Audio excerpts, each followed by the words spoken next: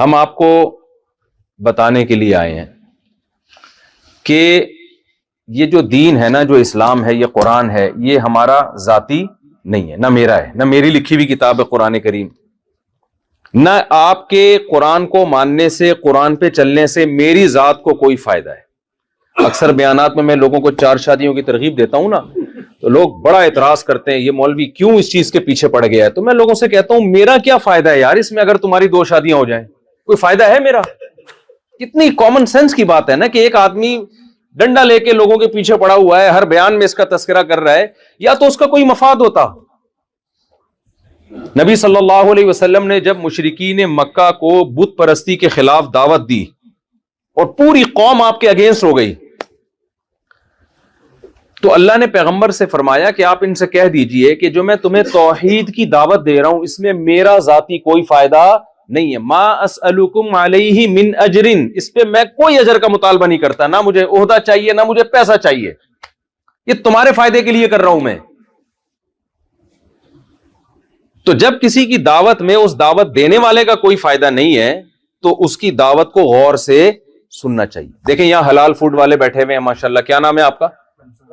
رمضان صدیقی صاحب، یہاں آپ کو حلال کے فائدے بتانا شروع کر دیں کہ حلال گوشت کھانے میں یہ ثواب ملے گا، آپ کو جنت میں جاؤ گے، حرام کھانے سے جہنم میں جاؤ گے۔ آپ کے ذہن میں آ سکتا ہے بھائی لگتا ہے یہ کیا نام بتایا، سوری، رمضان صدیقی صاحب منجن بیچ رہے ہیں۔ خیال ہوگا نا دل میں کہ بھائی ابھی آج کل بڑے حلال کر رہے ہیں، حرام سے بچا رہے ہیں، اصل میں چلانا کیا ہے؟ اپنا ہوٹل بزنس۔ ایک امام صاحب نے حج ویکینسی کھولی، ٹریول ایجنسی، سوری ویکینسی کہہ رہا ہوں، حج ٹریول ایجنسی۔ جب وہ ٹریول ایجنسی انہوں نے کھولی اپنا ان کا بزنس، تو ہر جمعے کو ان کا بیان حج کے فضائل پر، ٹھیک ہے نا؟ اور جیسے ہی حج کا سیزن آنے والا ہو بہت جذباتی بیان شروع ہو جاتے تھے ان کے، حج کا بڑے فضائل ہیں، پھر آخر میں کون کون حج کرنا چاہتا ہے، پیچھے بندہ بٹھایا ہوا تو جو چاہے اس کا نام لکھ لے، پھر اس کو بتانا بھائی ہم لوگ بھی کرواتے ہیں۔ ان پہ تو شک ہو سکتا ہے بھائی یہ اگر حج کے اتنے فضائل بیان کر رہے ہیں تو اخلاص بھی ہو سکتا ہے، لیکن اس بات کا بھی امکان ہے کہ مقصد کیا ہے بھائی؟ اپنا بزنس۔ تو حمزہ نام ہے، رمضان ہے کیا نام؟ ایک تو رمضان یاد نہ، اب یاد رہے گا انشاءاللہ۔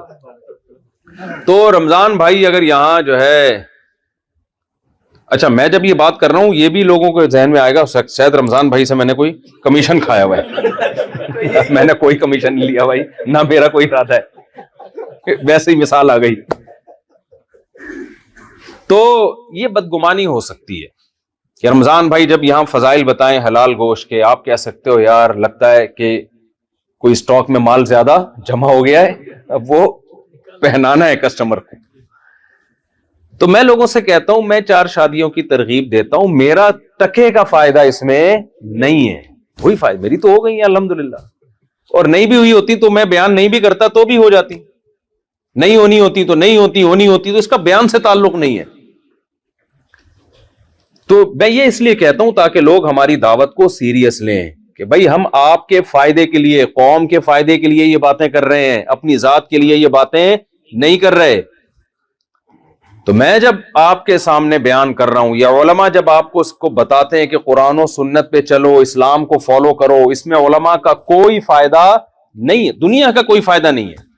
ابھی پتہ ہے ان کو یہ جو ارشاد بھائی ہیں یہ مجھے کہہ رہے تھے کہ بیان ختم کرتے ہیں بس اب گھومتے ہیں جاپان میں نے کہا نہیں، اتنی دور جب آئے ہیں، حالانکہ مجھے بیان کرنے سے نا دماغ بہت بوجھ آتا ہے میرے اوپر، وہاں بھی کراچی میں جس دن بیان کی چھٹی ہو نا مجھے ایسا سکون ملتا ہے کہ بڑا مزہ آئے گا۔ تو مجھے کوئی شوق نہیں ہے ممبر پہ بیٹھ کے، کیونکہ یہ کام تو ہم کر رہے ہیں نا، جو کام کا آدمی عادی ہو جاتا ہے ویسے بھی اس میں اس کو وہ سرور تھوڑی آتا ہے، اس میں وہ تو عادت ہو جاتی ہے اس کی۔